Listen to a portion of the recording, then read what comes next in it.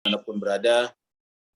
Pertama-tama mari kita panjatkan puji dan syukur kita kehadirat Allah SWT, karena atas perkenannya lah kita kembali bersua pada pagi hari ini, hari Jumat tanggal 8 April 2022. Jemaah sekalian, kita lanjutkan Al-Quran kita surat Ghafir atau surat Al-Mu'min, yang merupakan pertemuan terakhir untuk surat Ghafir.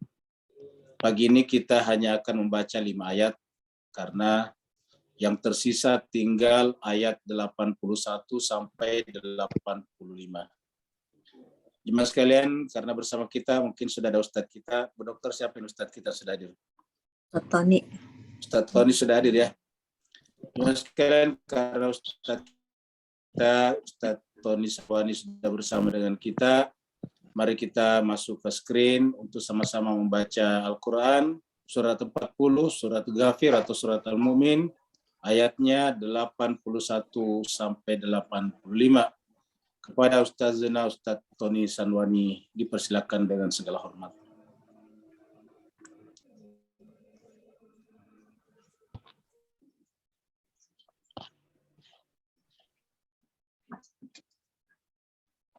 Assalamualaikum warahmatullahi wabarakatuh. Waalaikumsalam warahmatullahi wabarakatuh. Baik Bapak Ibu, kita lanjutkan. Waalaikumsalam warahmatullahi wabarakatuh. Screen-nya ini Ustadz ya, agak lambat ya Ustadz ya, atau di saya Ustadz ya, Bapak Ibu? Iya, agak lambat. Iya, Belum ada? ada. Sudah ada. Screen-nya belum kelihatan Pak. Ada, tapi 20, ini 5. Iya. Belum kelihatan screen sharing. Ini agak lambat. Udah kelihatan belum? Belum. Di saya udah kelihatan. Berarti saya lambat gue ganti belum ya. Iya. Ayat 81. 81 Ustadz ya. Ya udah. 81 sampai 85. Ya, sudah. Ya. Baik. Udah kelihatan ya? Sudah. Ustaz. Nah, hilang. Bang Ustadznya mental.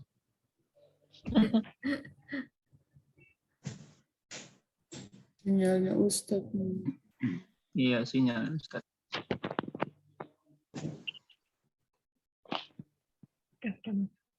Ada Ustadz dari dari Singapura atau dari Ustadz Hidin belum sampai ya? Belum. Udah kelihatan Bu ya? Iya. Udah, Ustaz. Iya Ustadz. Baik Bapak Ibu, kita mulai. A'udzu billahi minasyaitonir rajim. Bismillahirrahmanirrahim. A'udzu billahi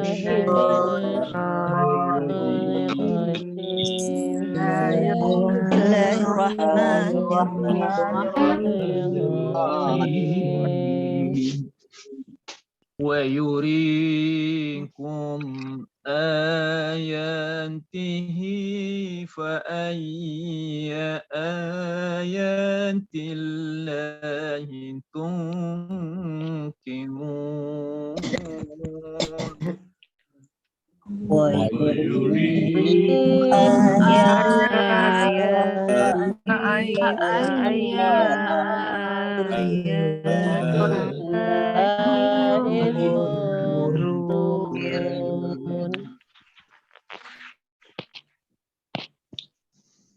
أفلم يسيروا في الأرض فينظروا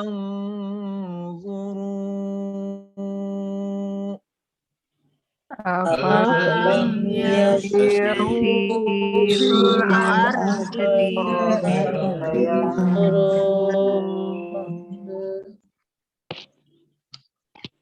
Bisa digeser, Ustaz?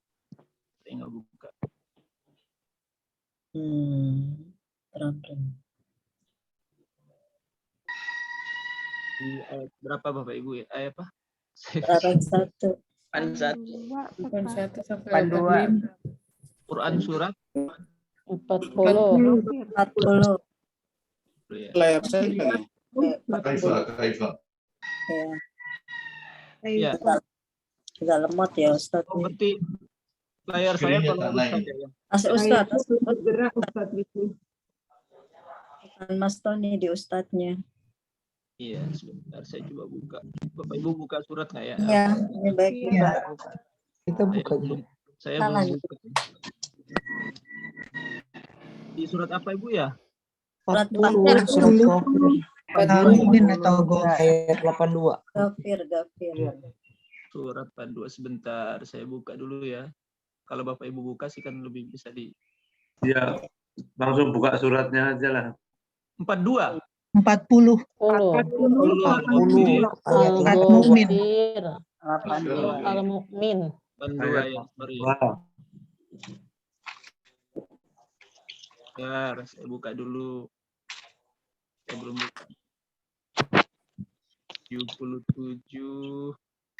Di layar saya belum kelihatan ya? sudah. Oh, sudah ya. Baik. Saya belum nih, Ustaz. Saya juga. Di layar Sudah. saya. Udah. Sudah kelihatan. Udah kelihatan. Kita lanjut dulu ya. فلم يسيروا في الأرض فينظروا كيف كان عاقبة الذين من قبلهم Alam yasiru fil ardi fayanzuru kaifa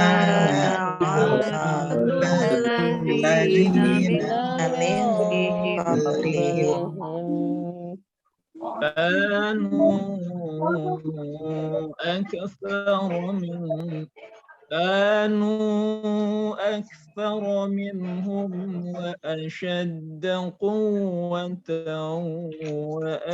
وآثارا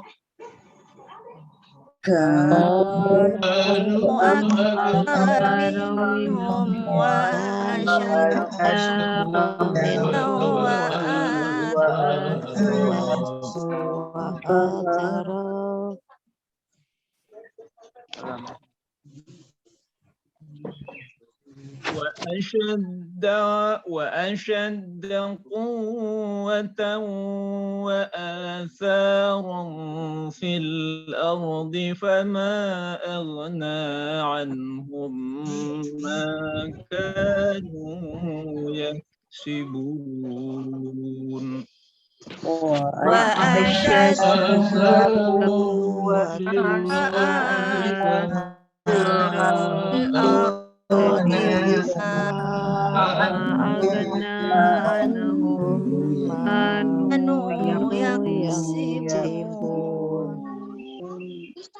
فلما جاءتهم رسلهم بالبينات فرحوا بما عندهم Falamma ja'atuhum rusuluhum bil bayyinati farihum bima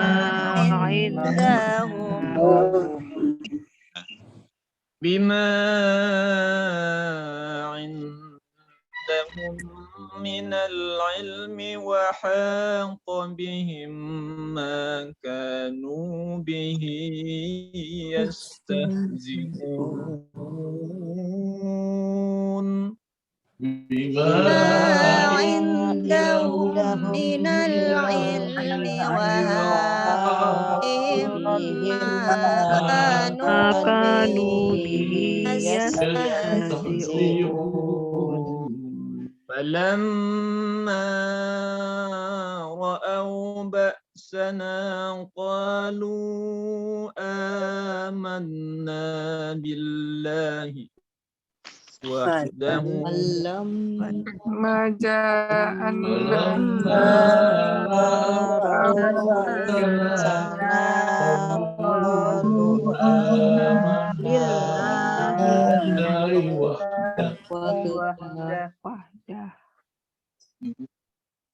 وكفرنا بما كنا به مشركين وكفرنا بما كنا به مشركين فلم يك ينفعهم إيمانهم لما رأوا بأسنا فلم يكن ينفعهم إيمانهم ما رأوا بأسنا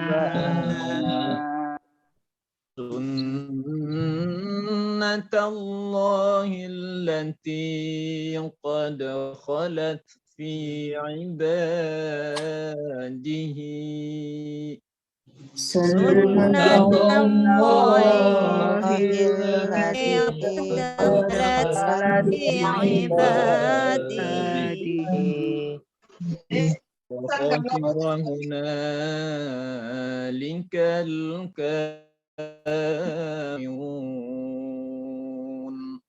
وخسر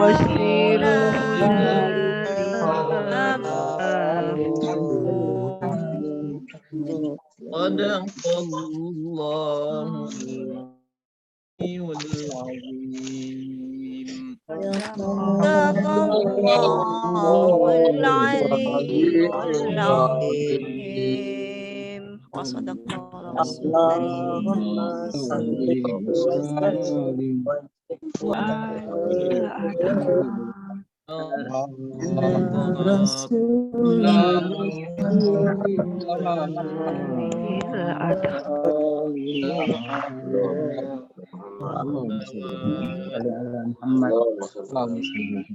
وسلم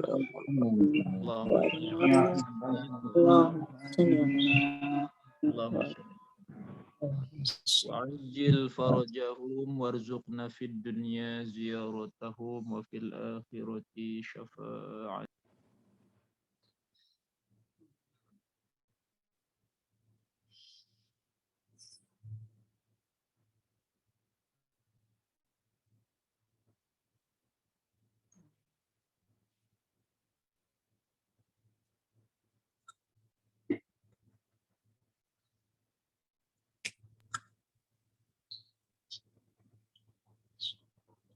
Screenshot masih loading ya Bapak Ibu ya?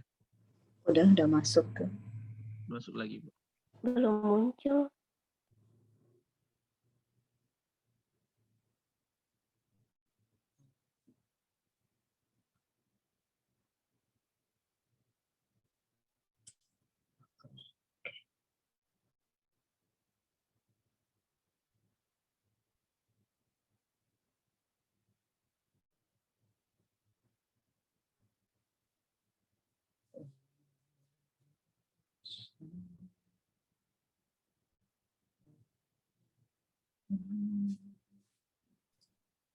Ya, ditunggu ya, Bu.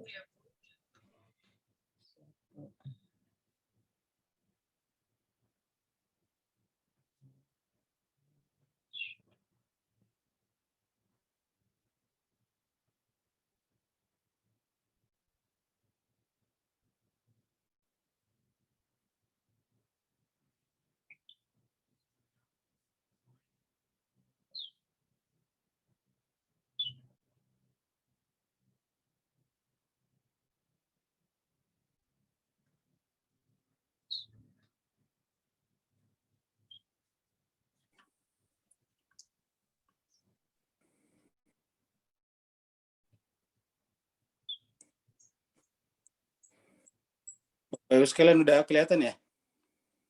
Sudah. Mas sekalian berbahagia, mohon maaf tadi internet saya benar-benar bermasalah. Jemaah sekalian, mari kita lanjutkan. Kita pertama-tama mengaturkan terima kasih banyak kepada Ustadz kita, Ustadz Tony Sanwani, yang telah membimbing tadi kita membaca Al-Quran. Semoga Allah SWT memberikan yang terbaik dalam kehidupannya, lahir dan batin, dunia dan akhirat.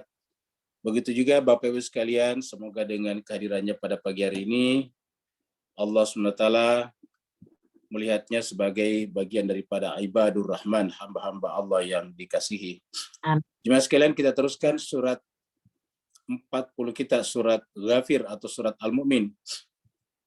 Surat Al-Mu'min ataukah surat Ghafir ini, kalau Ghafir artinya pengampun, kalau Mu'min artinya orang beriman. Turun di Mekah, dan karenanya disebut surat Makkiyah, jumlah ayatnya 85 ayat. Pada pertemuan petang kemarin, kita sudah sampai di ayat 80, yang menjelaskan betapa karunia Allah ada di mana-mana. Di langit, di bumi, bahkan pada tumbuh-tumbuhan, bahkan pada hewan-hewan, al-an'am, hewan-hewan ternak seperti yang kita lihat pada gambar ini. Allah SWT berfirman, A'udzubillahi minasyaitonirrajim. Bismillahirrahmanirrahim. Walakum fiha manafi'u walitablugu 'alaiha hajah. Bagi kalian fiha, pada hewan-hewan ternak itu ada banyak manfaat. Walitablugu 'alaiha hajatan. Bahkan bisa digunakan untuk mencapai hajat keperluan kita, seperti tadi bertani dan sebagainya. Bukan hanya pertanian, ada banyak kegiatan manusia lain yang dipenuhi oleh kehadiran hewan-hewan ternak tersebut. Fi sudurikum 'alaiha, yang ada pada benak kita, pikiran kita. Jadi hajat-hajat, keperluan-keperluan yang ada dalam pikiran kita, benak kita terpenuhi oleh hewan ternak tersebut. Walaiha wa alal fulki tuhmalun. Kita juga bisa menggunakan mereka, menunggangi mereka, seperti yang kita lihat pada ilustrasi-ilustrasi yang lalu. Bahkan juga kita bisa angkut itu hewan ternak di atas perahu. Seperti mana juga kita manusia bisa terangkut di atas perahu yang kita buat bersama.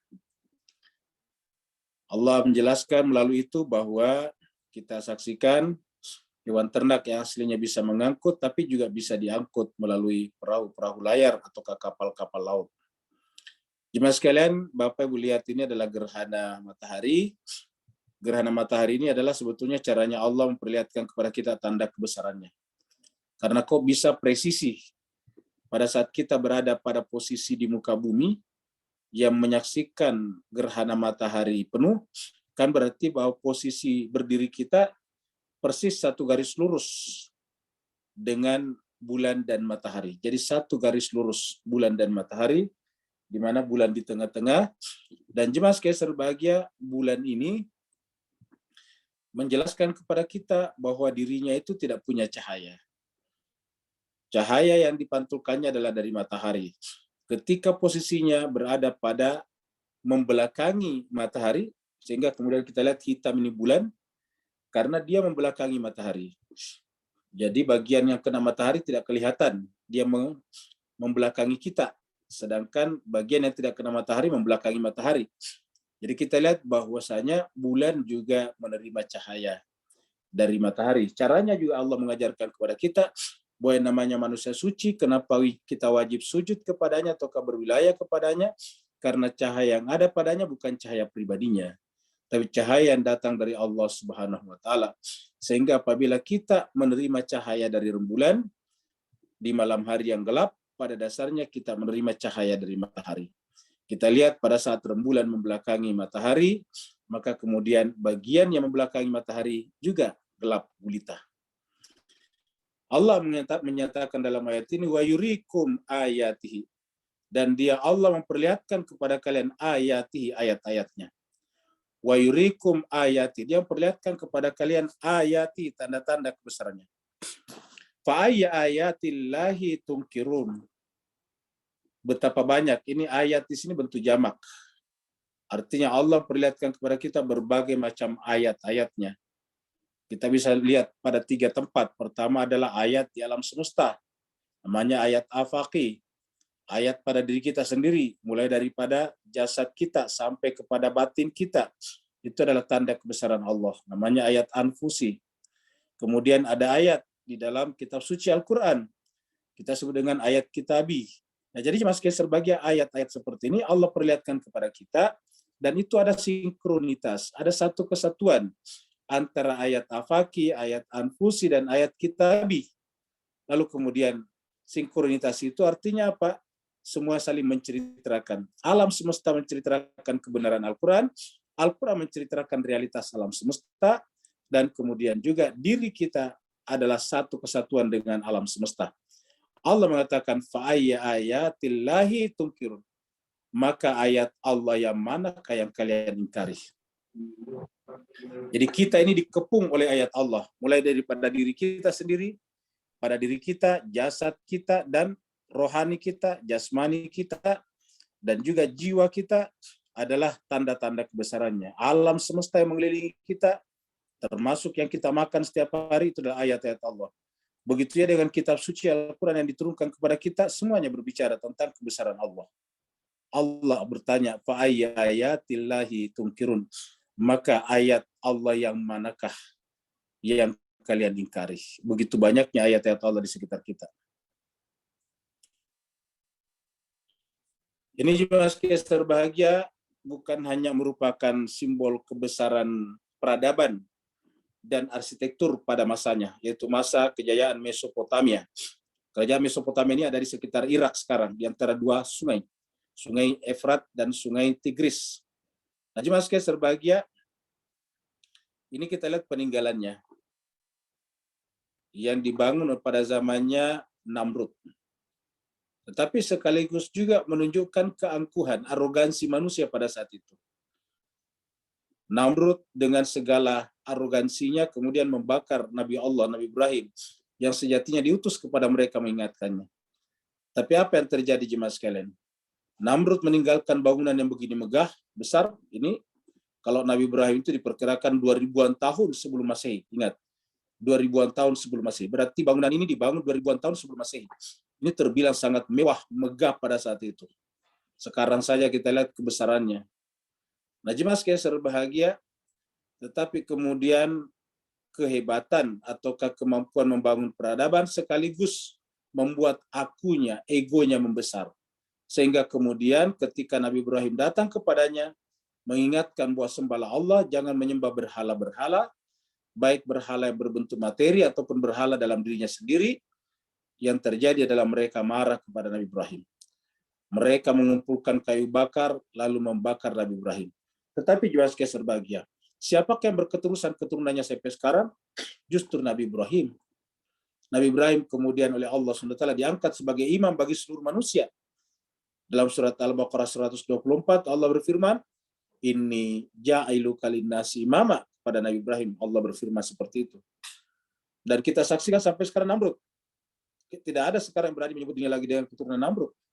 Jadi Namrud sekarang sudah tidak ada, entah di mana kuburannya, bangunannya hanya menjadi objek wisata saja. Jadi artinya apa? Keangkuhan manusia atas kemampuannya membangun peradaban duniawinya adalah palsu dan tipuan belaka saja. Apa sebabnya? Karena kebanggaan seperti itu justru menyebabkan manusia menjauh dari Tuhannya. Seperti mana kita saksikan tadi, rembulan yang sejatinya menyinari bumi pada malam hari, tetapi ketika menghalangi matahari, maka kemudian menjadi gelap. Begitulah juga dengan jiwa manusia. Jiwa manusia, fitrah manusia, akal pikiran manusia sejatinya menyinari jiwa manusia. Tetapi karena keangkuhannya, kearogansiannya, lalu kemudian berubah menjadi hijab yang sangat tebal. Itulah sebabnya jemaah sekalian Allah berfirman, cobalah perhatikan apa yang ada pada dirinya. Wa fi anfusikum afala tubsirun. Afalam yasiru fil ard. Afalam yasiru fil ard. Kenapa manusia tidak berjalan di muka bumi? Tadi kita lihat peradaban itu. Jadi kita ditantang oleh Allah untuk berjalan di muka bumi. Lalu kemudian fayanzuru, lalu kemudian mereka manusia memperhatikan kaifa kana akibatul ladzina min qablihim. Kaifa bagaimana akana akibat. Ini akibat juga. Bagaimana akibat alladzina min qablihim? Akibat perbuatan peradaban sebelumnya, generasi-generasi sebelumnya. Kanu mereka tadinya aksara minhum, lebih banyak juga penduduk pada saat itu. Wasyadda kuatan, lebih dahsyat kekuatannya. Jadi asyadda kuatan. Wasaran fil ardi, dan mereka punya jejak-jejak di muka bumi. Itu tadi kerajaan Mesopotamia. Belum lagi nanti kita lihat kerajaan Mesir, kemudian belakangan Yunani, Romawi. Kita menyaksikan bekas-bekas peradaban itu. Tetapi di manakah mereka yang pernah mengklaim pembangun peradaban itu?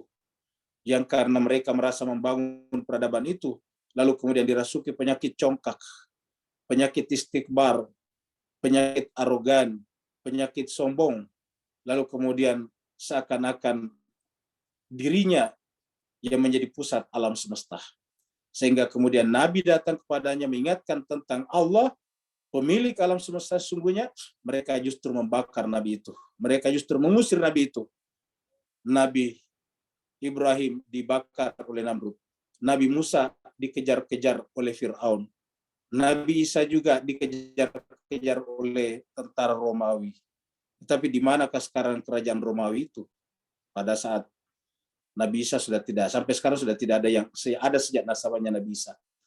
Jadi Bapak Ibu yang saya berbahagia, semua ini menjelaskan kepada kita bahwa rasa bangga kita tentang capaian-capaian kita, rasa arogansi yang muncul dari prestasi-prestasi kita, ini adalah bisa berbahaya.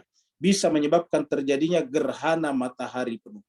Gerhana matahari total, yaitu ketika arogansi kita itu kemudian menutupi cahaya matahari, yaitu sinar Allah Subhanahu wa Ta'ala, seperti yang terjadi pada Namrud, seperti yang terjadi pada Fir'aun, seperti yang terjadi pada raja-raja pada zaman kerajaan.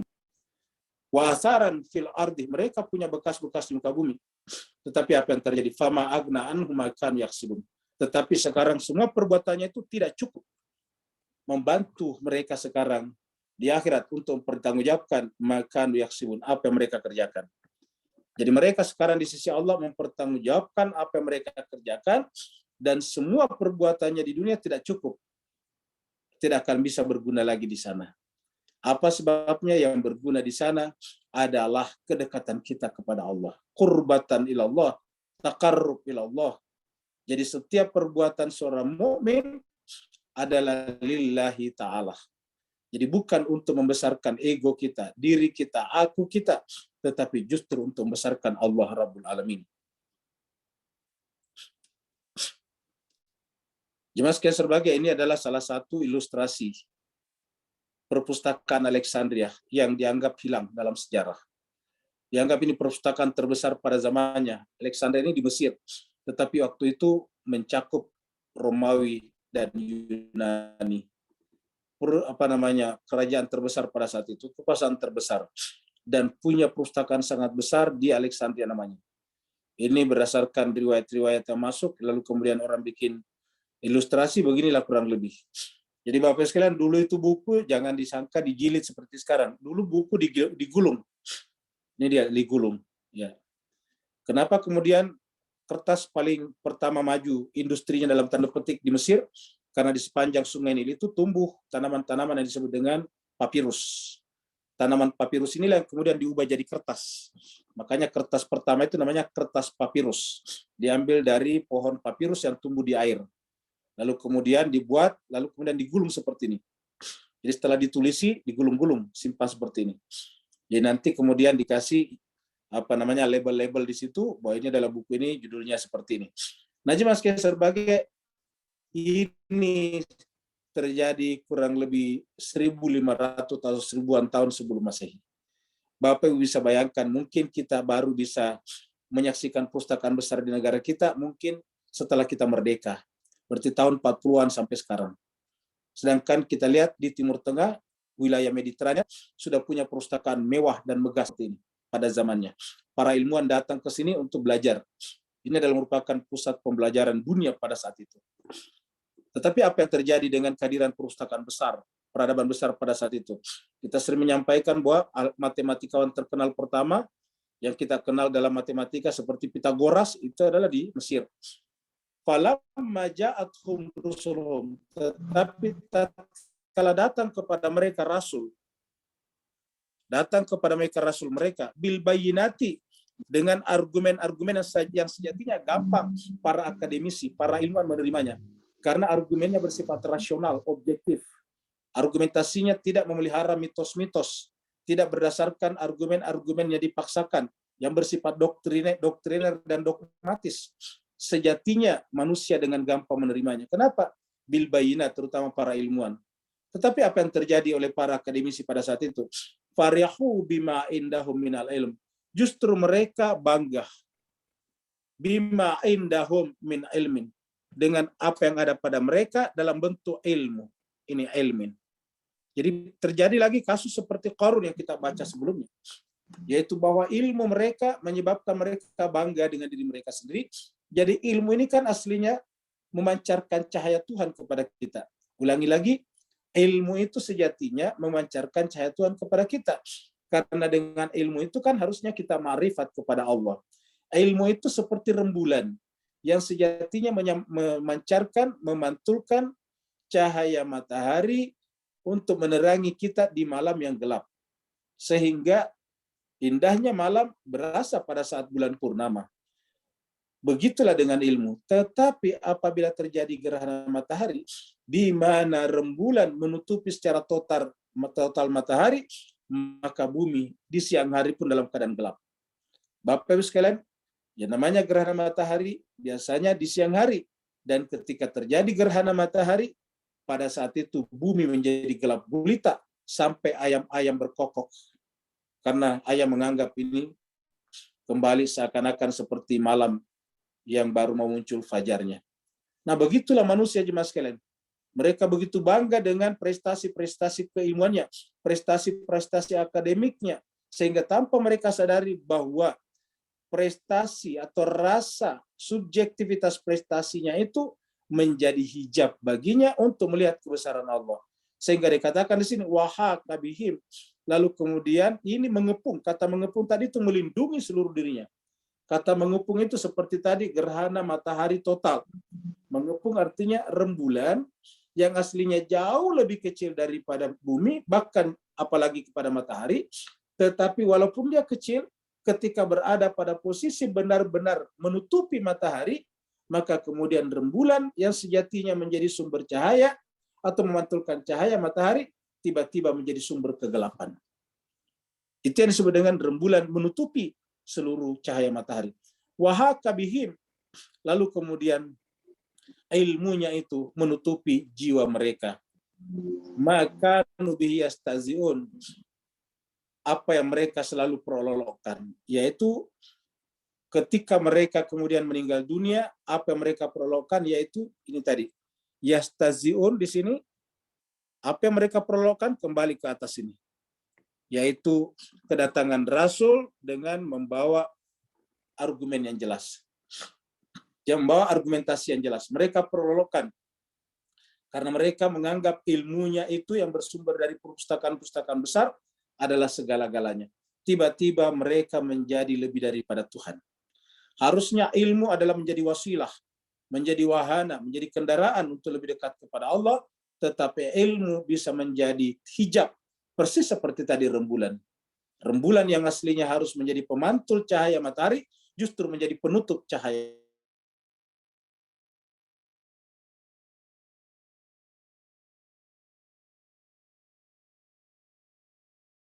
Atau kalau di dunia haka di sini, mereka perolokkan artinya apa?